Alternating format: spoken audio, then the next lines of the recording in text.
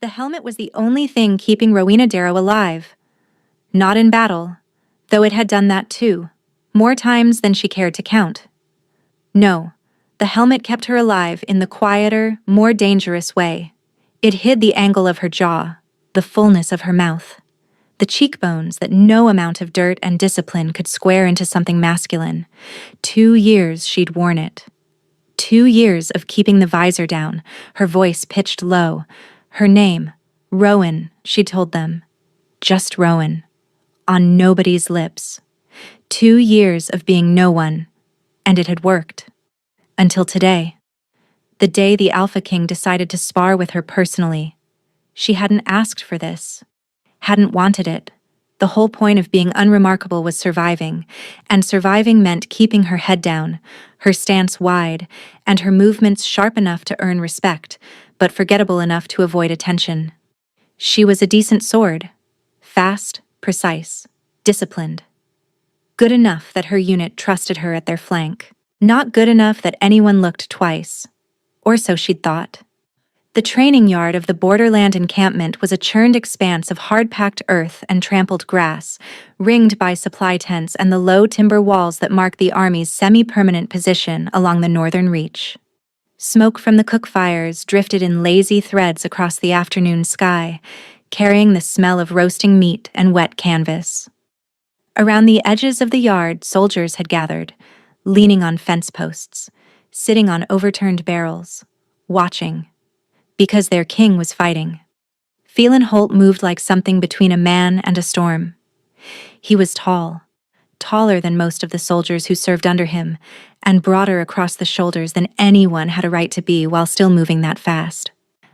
His hair was the color of hickory bark, left loose so it brushed his temples when he turned, and his eyes, she'd made the mistake of looking into them exactly once, 6 months ago, and the memory still burned, were the deep, warm gold of whiskey held up to firelight. He fought without a helmet. Of course he did. Kings didn't hide their faces. The helmet was secure. That was what mattered. The helmet covered everything. Her jaw, her cheekbones, the way her face was too fine-boned for the name she'd given. As long as the helmet stayed on, she was Rowan. Quiet, competent, invisible. Again, Phelan said. His voice was low and unhurried, the kind of voice that didn't need volume to carry authority. He rolled his shoulder once, resettling his weight, and there was something almost lazy about the way he raised his blade. But his eyes weren't lazy. They tracked her with an intensity that made the hair on her arms stand up beneath her sleeves. She'd been avoiding this for months. Every time the king walked the training lines, she'd positioned herself at the far end. Every time he called for sparring partners, she'd volunteered for perimeter patrol instead. She'd built an entire architecture of avoidance around this man, because every time he came near her, something in her chest pulled. Hard. Like a rope tied to her sternum, yanking her forward. She didn't understand it. She didn't want to understand it. She just needed it to stop. Rowena lunged. Fast, low, angling for his left side where she'd noticed, because she noticed everything about him, and she hated herself for it. That he favored a slightly wider guard. Her blade came in clean. Good form. Textbook. He deflected it without looking. The impact jarred up her arm and she pivoted, already moving into a secondary strike, but he was faster. He sidestepped, caught her blade with his own, and used her momentum to pull her off balance. She stumbled. Caught herself. Spun. Their swords met with a sharp crack that echoed across the yard. Better, he murmured, and he was close now. Too close. She could feel the heat radiating off his body, could see the pulse in his throat, steady and sure. That pull in her chest intensified, a gravitational drag that made her want to lean in instead of away. She gritted her teeth and shoved him back with her forearm against his blade. The soldiers watching let out a low murmur. Pushing the king. Bold. Phelan's mouth curved. Not a smile exactly. Something hungrier. Something that made Rowena's stomach flip. They circled each other. 2 rotations. 3. She watched his feet. His hands, the almost imperceptible shift of his weight before he struck. She'd memorized the way he moved during hundreds of hours of observation she refused to call what it actually was. Fascination. Obsession. The way a moth memorized the shape of a flame. He came at her hard. A driving sequence, overhead, backhand, thrust, that she barely blocked. Each impact sending shockwaves through her shoulders. She deflected the last one and ducked under his arm, spinning behind him, and for one perfect second she had an opening. Her blade touched the back of his neck. The yard went silent. Phelan froze. Then, slowly, he turned his head. Those whiskey gold eyes found hers through the visor of her helmet, and something flickered in them that she couldn't name. Something like recognition. "Good," he said quietly. "Very good." He moved so fast she didn't process it. One moment she was standing with her blade at his neck. The next he'd caught her wrist, reversed her grip, hooked his ankle behind hers and taken her legs out from under her. She hit the ground hard enough to drive the air from her lungs, and before she could roll, he was above her, one knee planted beside her hip, his practice sword across her collarbone. Pinned. The pull in her chest was screaming now, a gravitational roar that made her whole body ache with the effort of not reaching for him. His face was inches from hers. She could see individual flecks of amber in his irises, could feel his breath through her visor. "You fight like you're hiding something," he said, almost too quiet for anyone else to hear. "You have been since the day you arrived." Her heart stopped. Then his hand came up. Not fast, not aggressive, but deliberate, steady, certain. And his fingers closed around the edge of her helmet. "Don't," she whispered. He pulled it off. The silence that followed was absolute. Not the comfortable silence of a held breath, but the devastating silence of a world rearranging itself. Her hair tumbled free, cinnamon brown, roughly cut to her chin, damp with sweat and curling at the ends. Her face, stripped of its metal mask, was all sharp cheekbones and full mouth, and pale gray-blue eyes wide with a terror that went far deeper than being caught. Pauses. Phelan didn't move. He stayed exactly where he was, one knee beside her hip, his hand still holding the helmet, and Rowena watched his expression shift. Confusion first, then something that cracked open behind his eyes like dawn breaking over a ridge. A flood of comprehension so intense his lips parted, and his breath left him in a single ragged exhale. "You," he breathed. The word had weight, it had gravity. It landed in Rowena's chest like a fist. The soldiers around the yard erupted, shouting, questions. Someone demanding to know what was happening. But Phelan didn't look at any of them. He was looking at her like she was the answer to a question he'd been asking for a very long time. Rowena shoved herself upright, ripping free of his proximity, and the loss of his closeness hit her like plunging into cold water. She staggered backward. Her hand went instinctively to the practice sword at her side, defensive, cornered. "I can explain," she started.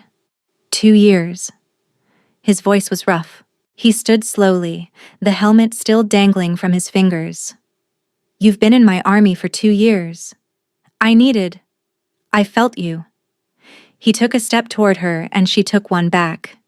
"Every patrol, every formation, every time you stood in the back of the assembly and thought I couldn't sense." He stopped. His jaw worked. "I've been losing my mind for 2 years, and you were right here." The pull between them was unbearable now, a tidal force that made the air between their bodies shimmer with heat.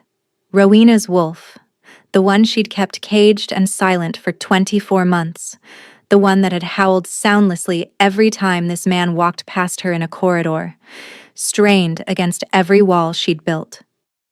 "I didn't have a choice," she said, and her voice broke on the last word. Something in his expression softened. The raw intensity banked, replaced by something more careful, more tender. "Inside," he said. Not a command, an offer. He gestured toward the command tent at the far end of the yard. Now, before this becomes a spectacle. She went. Not because he told her to, but because the alternative was standing in the middle of the training yard while 50 soldiers stared at the woman who'd been lying to all of them.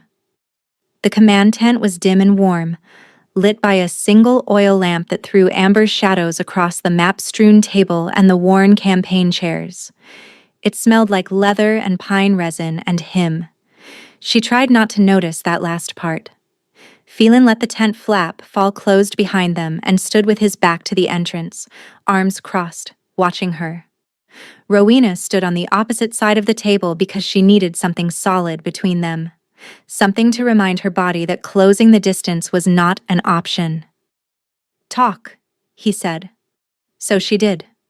She told him about her village, a small settlement at the edge of the western marshlands, too far from any Alpha's protection to matter.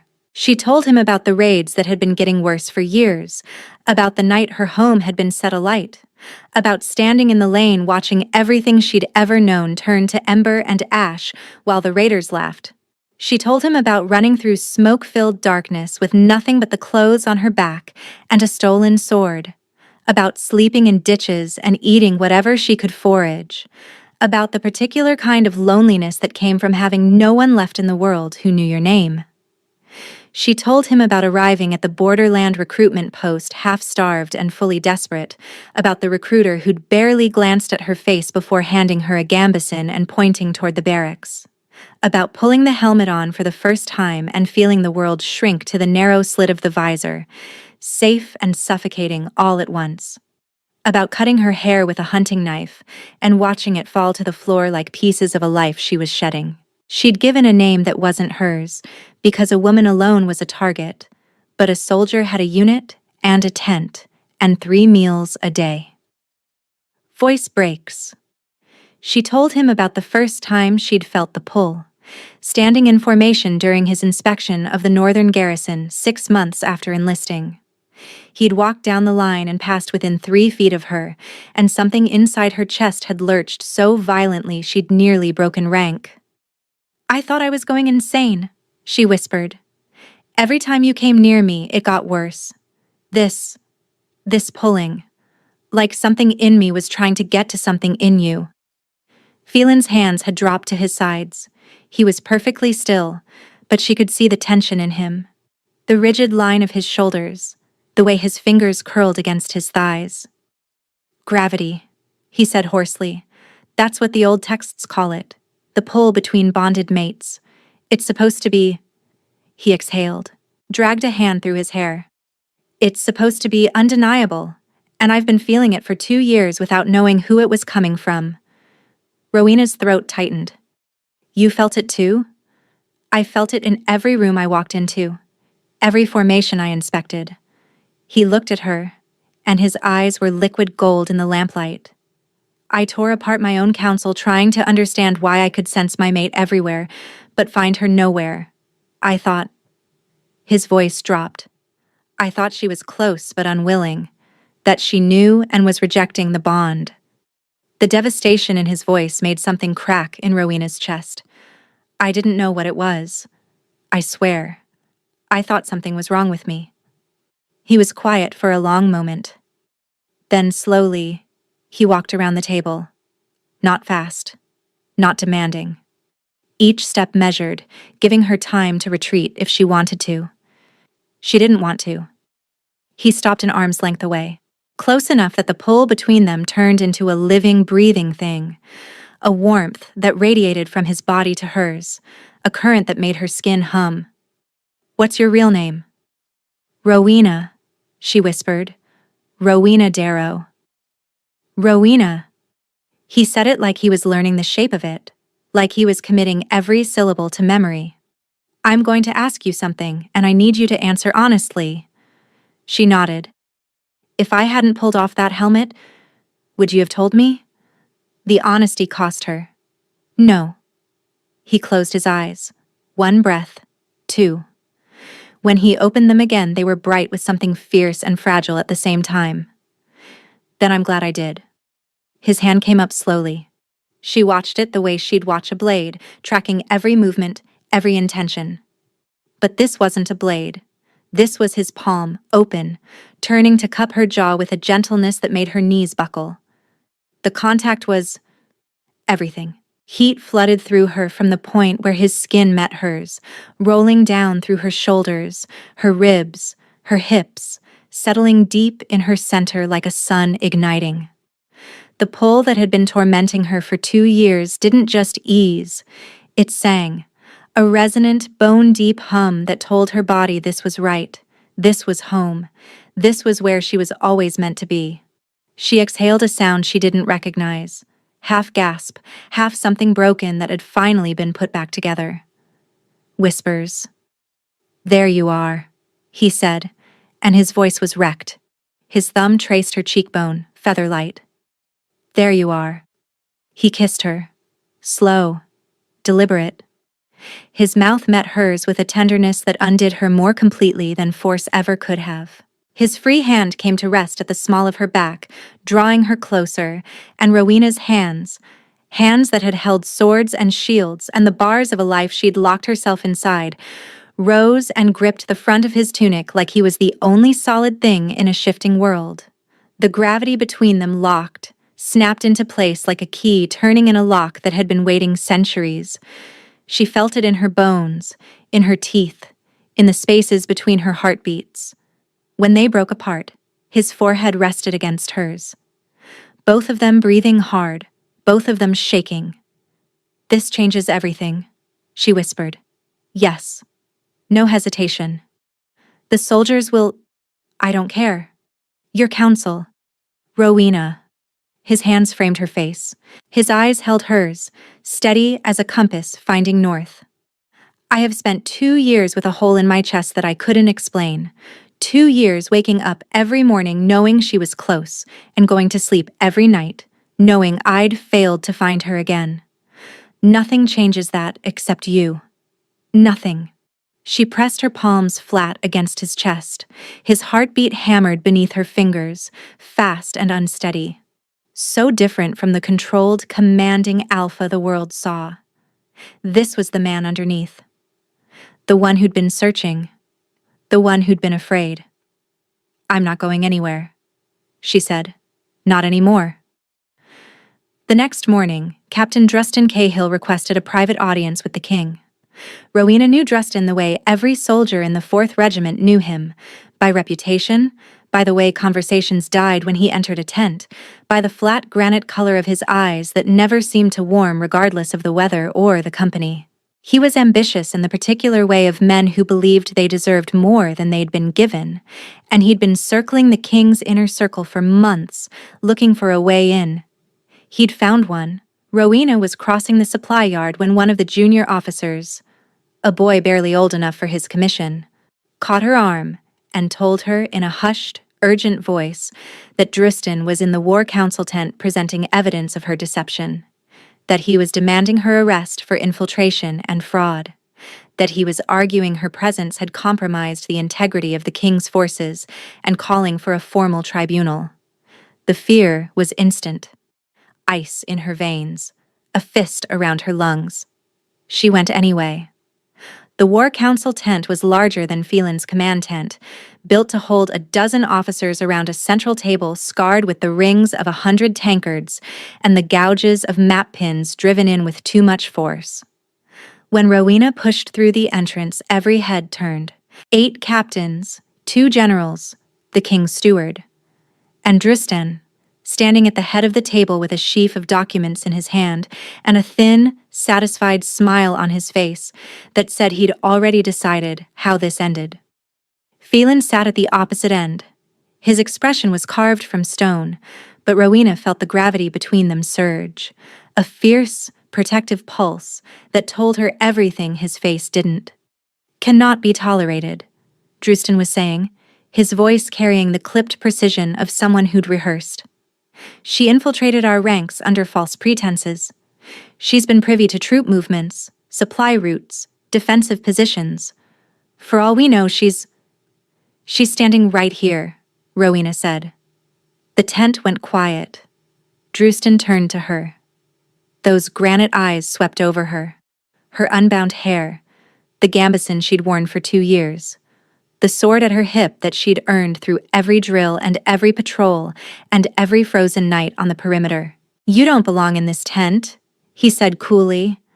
"I've belonged in this army for 730 days. She walked forward until she was level with the table. Her hands weren't shaking. She wouldn't let them. "I've run every patrol, fought in every skirmish, held the line at Thornwatch when the eastern flank broke and half your regiment turned and ran." A ripple went through the assembled officers. They remembered Thornwatch. Everyone remembered Thornwatch. Drustan's smile thinned. Bravery doesn't excuse deception. And ambition doesn't excuse cowardice. Rowena met his gaze and held it. "I know why you're doing this. It isn't because I lied about my name. It's because the king found his mate in the ranks instead of in your sister's parlor, and you're terrified of what that means for your position." The silence that followed was electric. Drustan's face went white, then red.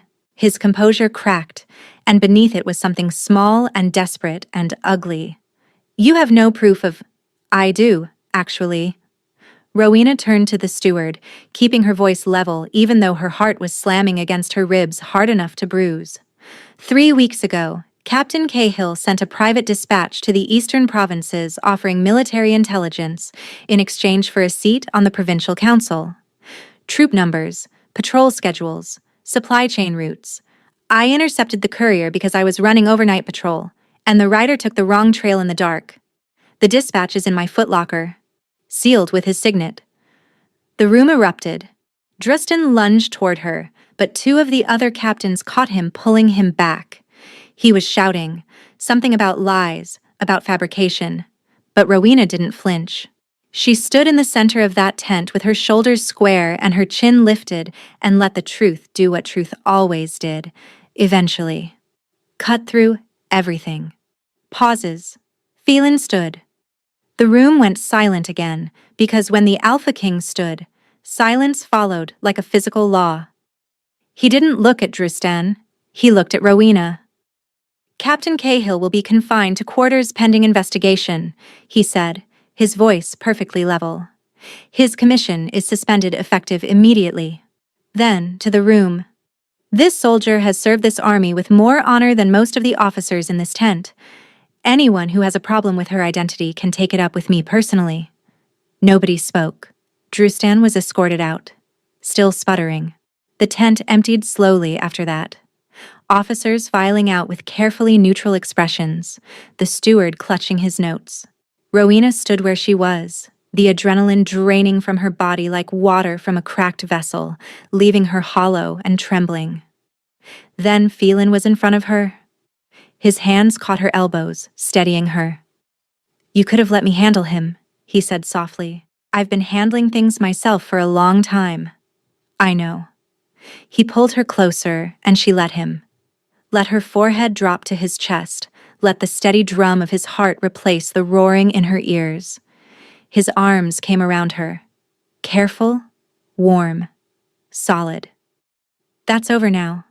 Not because you can't. Because you don't have to." She pressed her face against his collarbone and breathed him in, and the gravity between them settled into something quiet and steady. A foundation instead of a pull. A resting place instead of a relentless ache. "Stay," he murmured against her hair. "Not as a soldier, not as a secret. As yourself. As mine, if you'll have me." She lifted her head. His eyes were that impossible gold, and they held every unspoken word he'd ever swallowed during 2 years of searching for her without knowing her face. "I've been yours since the first formation," she said. "I just didn't know what to call it." His arms tightened around her, and when he kissed the top of her head, she felt the gravity between them hum, a low, resonant chord that vibrated through every cell in her body. Home. After 2 years of hiding, she was finally home. 3 months later. The morning light came in gold through the canvas of the command tent. Their tent now, though Rowena still caught herself reaching for her helmet sometimes in the foggy moments before full waking. Old habit. the kind that lived in muscle memory long after the mind had moved on. She didn't need it anymore. Phelan was already awake beside her, propped on one elbow, watching her with that quiet intensity that she'd once found terrifying and now found, well, still terrifying, but in a different way. The way a sunrise was terrifying. Too beautiful to look at directly, but impossible to turn away from. "You're staring," she murmured without opening her eyes. "I'm appreciating." His voice was rough with sleep. His fingers found her hair, longer now, past her chin, starting to curl, and tucked a strand behind her ear. She opened one eye. "There's a difference?" "Staring implies I might stop." His mouth curved. "I won't." She laughed. Still a sound that surprised her sometimes. The ease of it. The freedom. 3 months since the helmet came off, and she was still learning what it meant to exist without armor. To walk through the camp with her face uncovered and her name, her real name, on everyone's lips. The army had adjusted faster than she'd expected. The soldiers in her unit had been stunned, then furious on her behalf, then fiercely protective in the way of people who'd eaten and fought and nearly frozen beside someone for 2 years and decided that trumped everything else. They still called her Darrow. They just also called her My Lady when officers from other regiments were watching, partly out of respect, and partly because it made Drustin's replacement twitch. Drustin's dispatch had been confirmed. He'd been stripped of his rank and exiled from the borderlands, sent to a minor holding in the south, where his ambitions would find nothing to feed on. Rowena had watched him leave from the watchtower and felt nothing except the quiet satisfaction of a chapter closed. Phelan's hand settled on her hip, warm through the thin linen of her sleeping shift. The gravity between them hummed, constant now, a steady thrum that lived in her ribcage like a second heartbeat. She'd stopped fighting it months ago, stopped trying to understand it. It simply was. Like breathing. Like the way the sun came up every morning even though no one asked it to. "Council meeting at noon," he said, pressing his lips to her temple. "The Eastern delegates are arriving." "I know. I read the dispatch before you did." "You always do." He sat up, and the lamplight caught the edge of his jaw, the curve of his mouth. "My strategist. My soldier. My mate. Your headache, more likely." He pulled her upright, and she went laughing, her hands braced against his chest, her hair falling across her face. He pushed it back with both hands, framing her face the way he'd done that first night in the command tent, and his expression went serious. "I would have found you," he said. "If you'd hidden for 10 more years, 20, I would have torn apart every regiment, every garrison, every outpost. I believe you." "Good." He kissed her forehead, her nose, the corner of her mouth. Then, finally, her lips, slow and thorough and deliberate, the way he did everything. The gravity sang between them, bright and warm and unshakable.